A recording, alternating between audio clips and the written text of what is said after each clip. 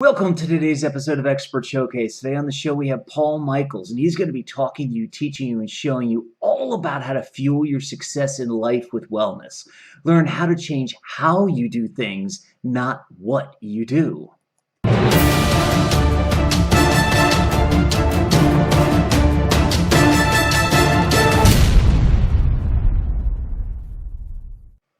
Hey Paul, how you doing today?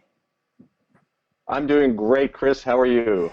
Epic, epic as usual. I am so looking forward to having you Great. on the show. This is a smidge of a departure. We haven't had a lot of health and wellness. Well, I think we've had a few, but we haven't had a lot of health and wellness folks on. But the minute I read your story, the minute we started to connect online, I wanted to have you on the show because let's face it, being healthier is extremely important. If you're a coach, a consultant, if you're an entrepreneur or business owner, being healthier is an extremely important aspect of your life because if you forget your health, then a lot of other negative things can follow. So I wanted to have you on the show. I'm so honored and excited to have you on the show today. Before we get into everything about health, and by the way, folks, you definitely want to stick around to the very end of the episode, the end of the hour, because we've got a special way that you'll be able to work with Paul. And I'm psyched about it. You can see and hear and feel me. People know I've got a lot of energy, but I've got a little more today because let's face it, one of the things before we get into your episode real quick, Paul, people are probably wondering why I'm so excited. And part of it is I used to be 300 pounds. And while I didn't Wow. feel overweight or out of shape, I realize how much more I can do now that I'm not that weight. So that's one of the reasons why I'm so excited about having you on today in this topic. Folks, for those of you used to Expert Showcase, and for those of you who this is your first time, we're going to dive right in here to Paul's hero's journey. We're going to talk about the beginning, the turning point, and the aftermath. You're going to get a chance to see where Paul came from and where he's at now before we dive into the Experts Focus segment in the second half of today's show. So, Paul, give our viewers a quick overview of your hero's journey. Well, I feel like I need my chainmail and my metal hat, and I'm ready to go on the journey here. Um, every hero's journey starts with our hero living their regular life, their normal life. And mine wasn't much different than a lot of people are probably watching the show or listening. I'm happily married, father of three kids who are now teenagers. I work from home, and my wife, she goes out to work, so I'm really in charge of taking care of kids and making breakfasts and lunches and running them around, and then all my work that I do on a daily basis. So I'm playing Mr. Mom, and so that's where I'm at. I'm this disheveled, approaching 50-year-old guy with three kids running around my dress skirts, and I'm off doing this, I'm off doing that. I come home, I'm trying to do a good job on what I do, and I'm a little overweight. I'm not extremely overweight, but I'm 35 pounds overweight. I have chronic back issues, and I just feel there. I've always been active as a young man. I did running. I love whitewater kayaking. I'm into hiking. I'm always active, and I always like doing things. And the idea of not being able to do things, is just, for me, is just horrible. So here I am in my regular life, and I'm frustrated. Now, the just to add another layer of absurdity to all of this, my house is actually a stone's throw from a brand new YMCA. And and so here I am. I'm a good boy. I schedule that I'm going to go to the gym 3-4 times a week, and I put it in my schedule. And what happens is inevitably something comes up, whether it's a kid needs to go to the doctor or some work needs to be finished, and it's like, oh, okay, because I've siloed, I'm going to work, I'm going to exercise in this chunk of time. If something happens, that chunk of time goes away, and then I have to put it somewhere else, and that's the only time I get exercise. So I'm, like every hero starting their journey, I'm unhappy.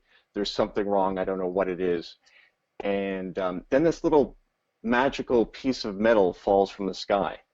Actually, I have it here in my pocket. This little piece of metal here Okay. is a Ah, Fitbit okay. 1. So I decide, I'm going to get a Fitbit 1. I'm a guy, I think that technology is going to solve my problem. And so this is the thing that starts to change it.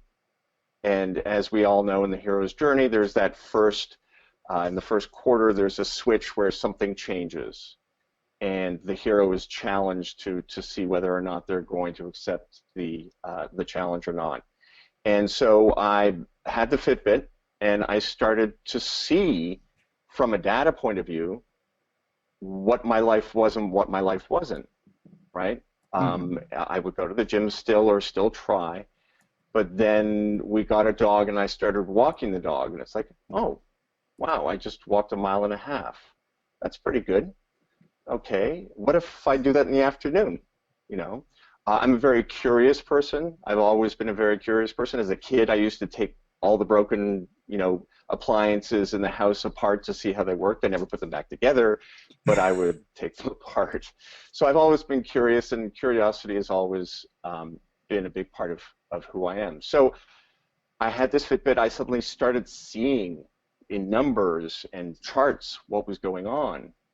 And I kind of, I bit the sandwich of adventure, and with this little piece of metal that's going to, save lives, I went out into the world and started to discover that if I didn't go to the gym, if I actually stopped going to the gym and looked at everything I did in my day, I would actually get a lot of exercise. Yeah. And so, one of the things that I hate doing, or I used to hate doing, was going grocery shopping for the family. I mean, who likes that? But now that I have the little piece of, that little magical piece of metal in my pocket, and it was telling me what was going on, I could go, oh, well, usually I burn 150 calories when I go grocery shopping. How can I make that 300 calories? How can I Right. double that? And you know what, Paul? Um, Let me interrupt you for just one second yeah, because we're really going down. I think that's going to be a lot of great stuff for the expert okay, focus, and I think there's going to be other questions I'll have about that in I'll your do it. in the heroes. As we go through your hero's journey. What I love so far that you've said is really the beginning was, part of your beginning was a very athletic person, and you did a lot, and then at some point, not it's kind of like it happens to all of us. At some point, you know, weight just started to come on, and it wasn't anything that we intended. It's not like we sat there and ate 20, not that we were Peggy Bundy sitting on the couch eating bonbons all day long. And then we realize something has to change. And then we go through and we make this, the small changes to start us down our path. And when we realize the small changes work, then we get into bigger changes. Is that a good summary at this point of where we're at? Absolutely. Okay, cool. Yeah, so basically realizing that what I could do is kind of shift the focus from this traditional idea of you've got to go to the gym to get exercise, and instead make everything I do in my day an opportunity for exercise. And Epic. very quickly, what happened is within 6 months, I'd lost 30 pounds and I had walked 1,000 miles. And it's not like I went and walked a marathon. It's not like I went and, on some walkabout somewhere. This is just doing what I normally do every day, but looking at things differently. So that was a big shift, and that was when I started to realize that this was an adventure that was worthwhile and worth exploring. The other half, and we can discuss it in the second half of the show, but the other half is also obviously there are two components here. There's consumption or calories in and calories out. We've kind of talked about the calories out, but there were a whole bunch of experiments and things that I discovered with the calories in as well. So we can Yeah. discuss that later.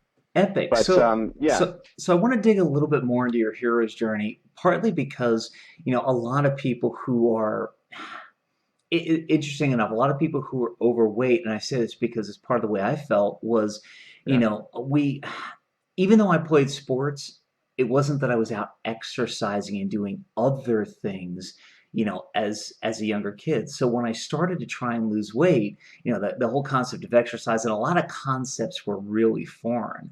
So what I want to do is dig a little bit into each of the areas here, just for a couple of minutes, real quick. Your beginning, your turning point, and the aftermath.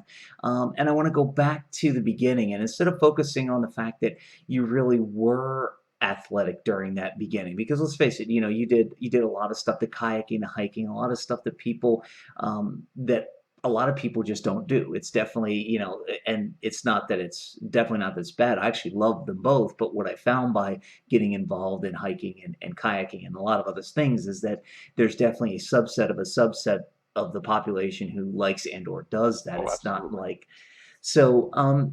The interesting thing is, I think the best place to start is you made a comment about being 35 pounds overweight, and the interesting part is that people might not see that as a lot because of seeing all these My 600 Pound Life and all these super obese people and the shows that are out there. The fact of the matter is, if you want to see what 35 pounds feels like, go pick up two bowling balls, one in each hand, and actually try to hold them both in one hand, and you'll see how heavy 35 pounds really is. Every time I pick up my one cat, who's about 22 pounds, I realize how much extra weight 20 pounds, even 20 pounds actually is.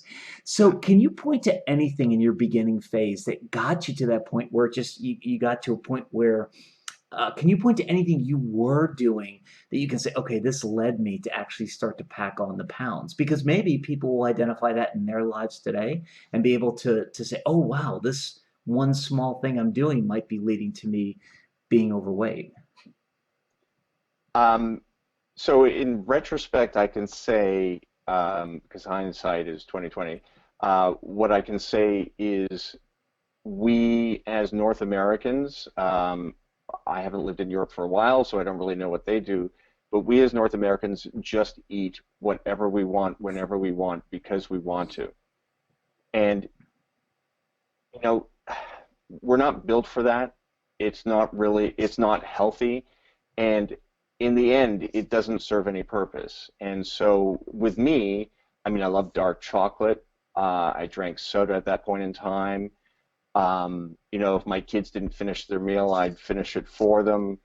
There were always my wife's a wonderful baker, so there's always birthday cakes or banana bread or something. So I'd cut off a big slice and I'd eat it 3 meals, and so it's regular things that we in North America take for granted, but it's just when you see it from my perspective now, you realize how crazy it all is. Like we've been brainwashed to that point. So the fact that you might be hungry now, going and getting a donut might seem like a normal idea.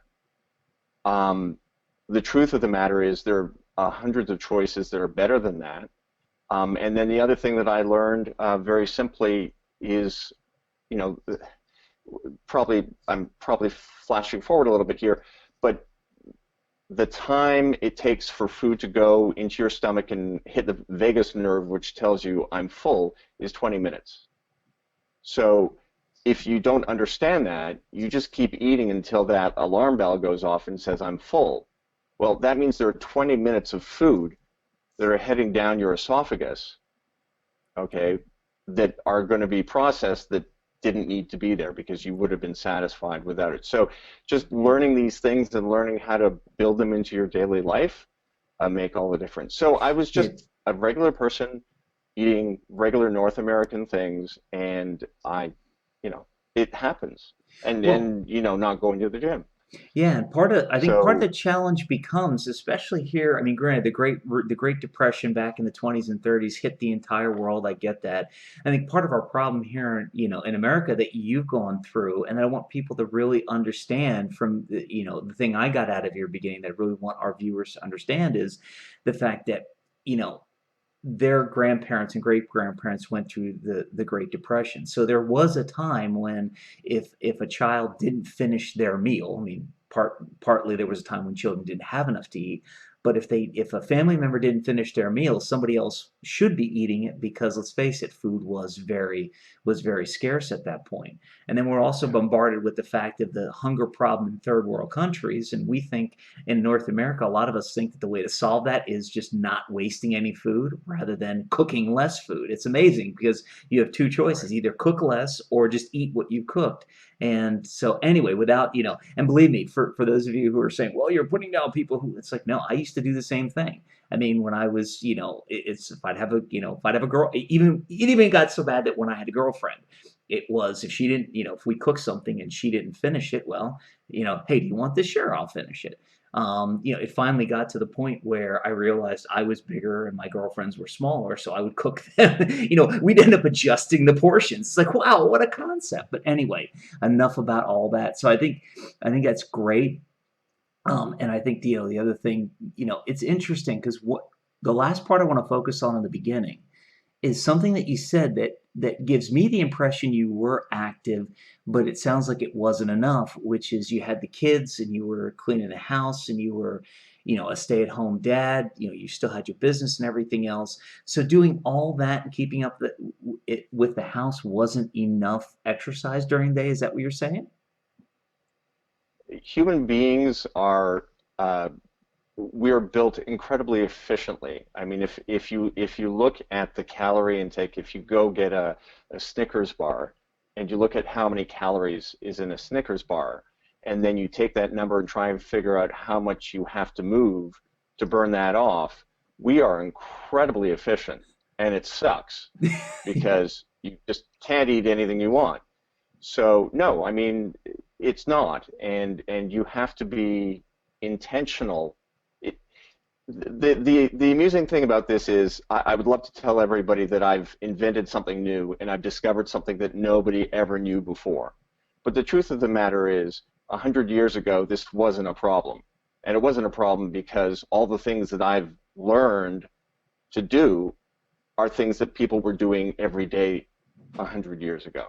And I'm not saying, I mean, I work on a computer 8 hours a day and I'm still losing weight, right? So it's how I do it. Um, so I'm not, this is nothing new. What I'm doing is kind of reinventing it for our modern society. And so, um, it's just, we're very efficient and it sucks Yeah, because we well, just can't eat everything. exactly. And part of the reason I bring it up is because a lot of people, and we'll talk about this in the second half, but a lot of people, heard how involved and how busy you were. A lot of people say, and I use the same excuse at one point, well, I'm busy and this and that, and I just can't lose weight. And until they, it was something that you realized at some point in your beginning, or at least now retrospectively looking back, that you can be active but still not burn a lot of calories. There's a difference. Yeah. So before we get any deeper into that, I'd like to move into the turning point because it was funny. I love the way um, well, as we get into the turning point, I love the way you described the little piece of metal fell out of the sky. And I must admit here, Paul, when you first said that, I thought, I was thinking the worst. And I thought a piece of metal literally fell out of the sky, hit you on the head, and you got laid up you got laid up in the hospital. And then when you're holding it up, I'm going, wow, that looks like a meteorite. So you really had me going with the piece of metal, but I love the analogy. With the Fitbit, Fitbit is a tool, and it's a tool that helped you understand something, right? It's like a pair of glasses. It's there for all of us, but we can't perceive it. Because if I asked you, how many steps have you done today? Uh, there's just no way you could tell me, and you'd probably be way off even if you guessed. So by putting on these glasses of actual data of how many times your foot has touched the ground, suddenly you can change that, right? If you don't understand it, you can't change it. If you don't have the information, you can't change it. So what this did is this made me accountable, okay? And suddenly it's like, oh, I've only done X. Well, I need to get to Y. So I'm going to go for an extra walk, or I'm going to take the dogs out again or something. And And so you suddenly have power to bring change, whereas before not knowing it. And the same thing with the food. But now when you know what these things are, you can't help but be able to make change to it. It's like the cars that have the efficiency. You know, you're driving very efficient, gas efficiency very poor, and they find psychologically that people will drive better Yeah. and use less gas when they know that. So it's really the data is a set of glasses that you can see the world differently from, but it's the same world. Yeah, that's epic, and that's the whole thing because people can convince themselves things aren't as bad as they really are. I mean, that counting calories has gotten a bad rep. I found that Yeah. one of the granted, there are differences in calories, and we won't go into all that, but I know I've found that, at least keeping track and understanding it, it gives me the choice. It's like, okay, if I know that, I burn this many calories a day, and if I know if I take in more than this, I know I'm going to gain weight. I know if I take in less than this, I know I'm going to lose weight. And at least I have the chance to make the choice. And I think that's really, it sounds like that's one of the, and correct me if I'm wrong here, it sounds like it's one of the big learnings from your turning point that, once you had that data, you were in control of that choice. And now you finally could make a choice versus just saying, well, I think I did enough today, or I think this, it Right. gave you the data to be able to make the choice, right? Right. And I know it's coming up in some of your listeners' heads at the moment. And I just want to say I do not eat like a rabbit. Okay. I do not eat salads and pick at my vegetables and stuff. Very simply, I love dark chocolate and I have dark chocolate every day. I put it into a container and I can eat all of that every day. So I eat things that I absolutely love, but I understand what that is, and then I make adjustments along the way so that I still get to my goal. So it's not about depriving yourself, it's about being smart about how and what you eat. So, I'm laughing because right now one of the big commercials, I think it's for Weight Watchers, and they are not a sponsor. The and I'm probably gonna get this video banned when I put it up once I mention Oprah's name. But fact of the matter is that I'm joking around about changing my name to Bread because that's her whole thing on this commercial. She goes, "I love bread," and it's just like, why don't we all just change our name to Bread so Oprah can love us all? But that's besides the point.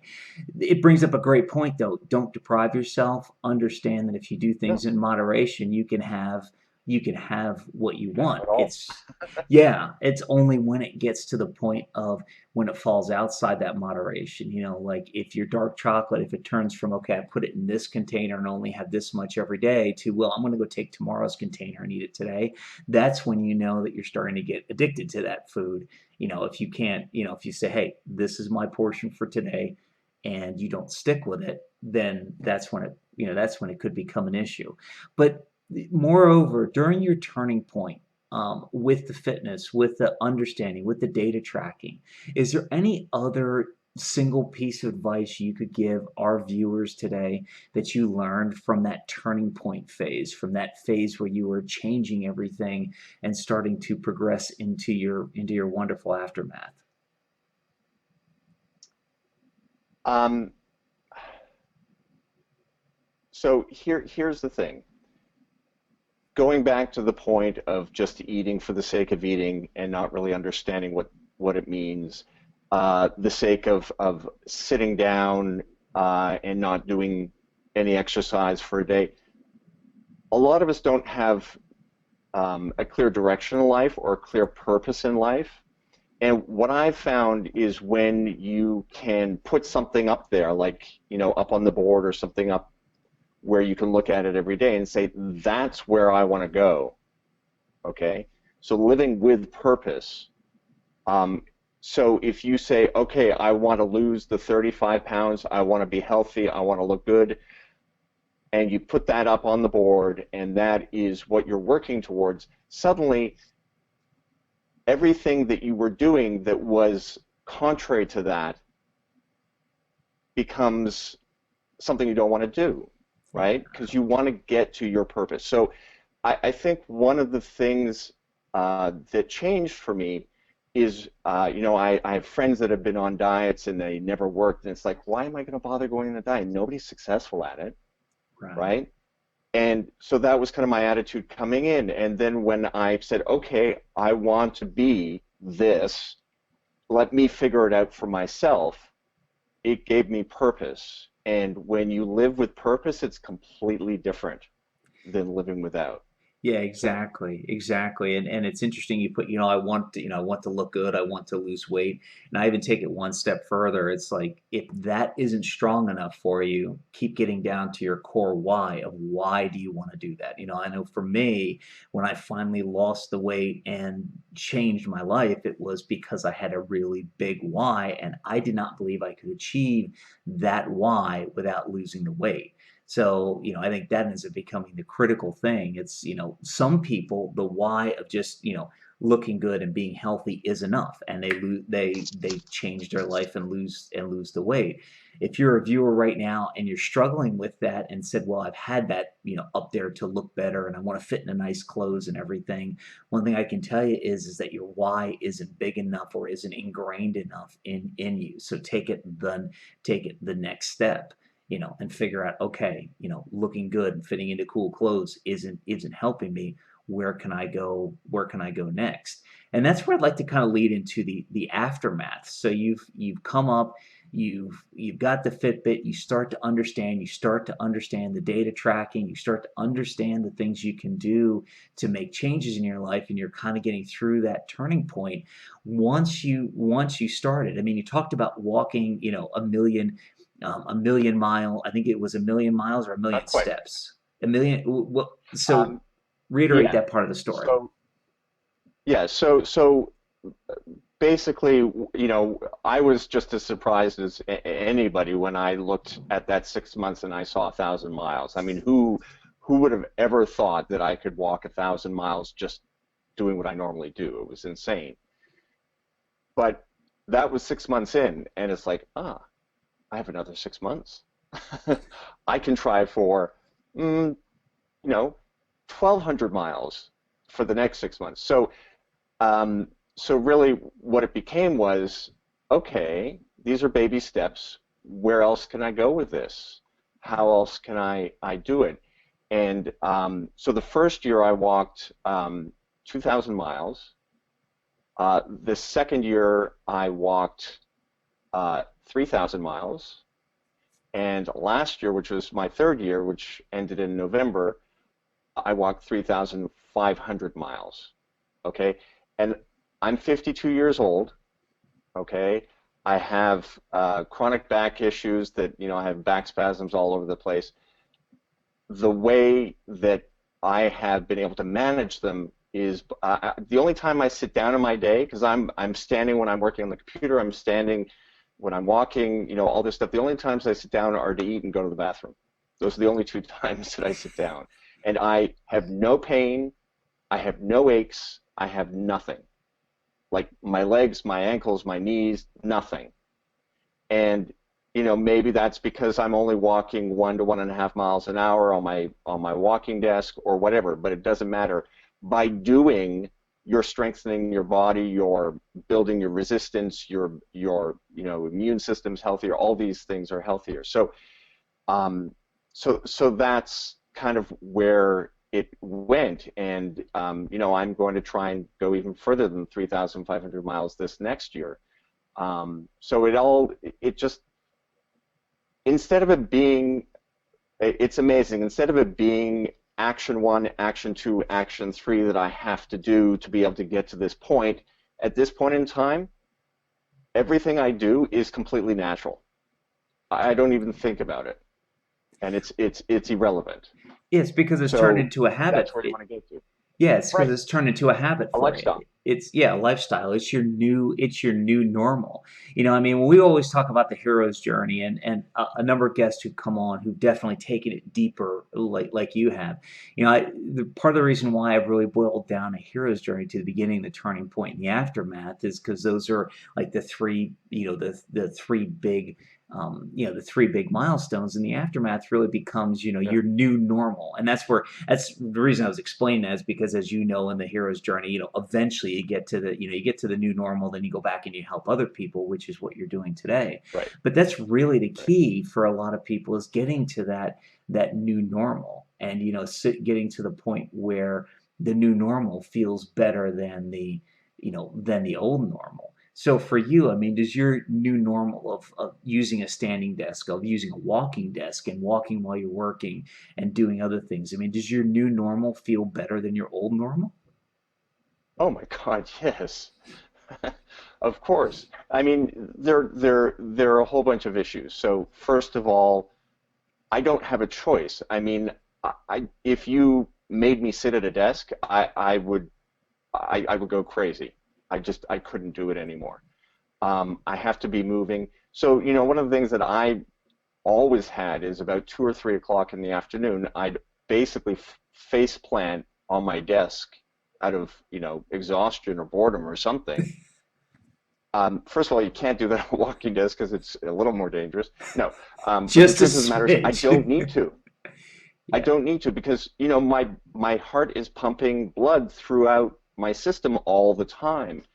And my focus, I'm very much into technology. I have my iPhone, I have this, I have that, I have this. But when I am on the desk and I'm working on something, I'm like 1,000% into it, and I'm moving and blood's flowing and I'm creative, and it's like a superpower. It's just amazing. And there have been a couple of times my wife and my wife had to go to a convention in Las Vegas, so I went with her, and I walked to a co working space, and walked back to the hotel at the end of the day, and I looked at my Fitbit and it was 21 miles. It's like, oh, I walked 21 miles today. Wow. Fine. I mean, I was a little sore, but nothing much, you Yeah. know. and and it's like it's just no effort. It's nothing. And while I'm walking, I'm thinking, or I'm listening to podcasts or whatever. uh, and it's so normal and so natural. And at 52, there are a lot of people my age that are slowing down, and feeling like they're slowing down. And I'm just, there's nothing I can't do, Well, and I think that's a great place to wrap up and to start to wrap up the hero's journey, because in the end, it's all about getting to that new normal. In the end, what feels scary now is what's going right? to feel normal later on, because our brains want to Absolutely. keep us safe. Our brains were made in a way so that when change happens, we're afraid of it. This is biological. This is in us from day one. This is in our DNA, because back in the day, the brain was what kept you safe. When we were hunter gatherers, you had to make split-second decisions. If you saw an animal or if you saw a person, was that a friend or a foe, and what did you have to do? So we were bred, so to speak, to fear change. And once you Hmm. realize that you can make small changes and you can continue to move that forward, and realize that when you get through the block, your new normal becomes much more comfortable, and you never want to go back to the old normal, and realize that what appears to be painful today is something that's going to feel normal, and your old normal is going to appear to be painful tomorrow. It's It just takes a little very good baby point. steps. A Thank very you. good point. Yeah, it, it's we as individuals need to get out of the way of ourselves. And I see it so many times, and I've been in the way of myself too. Um, and there were days when I had a crappy day, and I instead of going to bed, I'd watch a couple of TV shows until 2 in the morning, and then I'd go to bed and get up the next day and feel even worse. And it's like, whoa, what the hell is this? I'm getting away here, you Yeah. know, by starting again and being smarter about it, going to sleep and getting some exercise, and then you feel great the next day and you can do anything. So we get in the way of ourselves, and that's really what a lot of this is about, is giving yourself permission to move out of the way. And Exactly. like let yourself go forward. Exactly. So So right now, I think we're going to get out of our own way, and I'm going to wrap up so we okay, can actually get to nice the nice segue. yeah, exactly. So we can actually get to the experts focus segment. So, folks, today Yeah. we have on this show Paul Michaels, and you've heard all about his hero's journey. How somebody who has been, was somebody who I would classify as relatively active. I mean, anybody who takes care of a house and who is a stay-at-home parent with a business, is going to be fairly active, but how he got to a point in his life where he realized that something needed change and the magical piece of metal fell out of the sky. You'll have to watch the rest of the episode to figure out what that magical piece of metal was. That magical piece of metal fell out of the sky, and he started making small changes and eventually has made what I'll call it appears to be major wholesale life changes. And remember, while those changes might be scary at the beginning, if you realize that baby steps will get you there and realize that once that becomes your new normal, it's a lot less scary than your old normal. You realize that what Paul has to tell you in his hero's journey, even just what he has to tell you in his hero's journey, is going to help make you a success. So we're going to take a very, very quick break, pay a couple bills, so to speak, take a quick break, and when we come back, we're going to dive into Paul's expert focus segment, where he's going to talk to you all about fueling your success in life with wellness. So stick around, and we'll be right back. Raise your hand if you could use more clients. Now keep those hands up if you know that the best, most efficient, most effective way to attract your ideal client is to create great client attracting content that connects with your ideal client and makes it easier for you to convert them into paying clients. Now, whether you have your hands up or have your hands down, I invite you to join me on the Create, Connect, and Convert Online Summit. It's where I and other people who are real-world practitioners of creating great client-attracting content are going to share our secrets with you. The summit is online. It runs Wednesday, April 13th through Saturday, April 23rd. You need to go out to the web address on your screen at this point, register to reserve your seat. And remember, you want to join us on the Create, Connect, and Convert Online Summit because creating content is how you spread your message, reach more people, and make a bigger difference. To watch the rest of this epic episode now, click on the link below the video. Do it now, you'll be glad you did. Are you still here? What are you waiting for? Watch the rest of this epic episode now by clicking on the link below the video.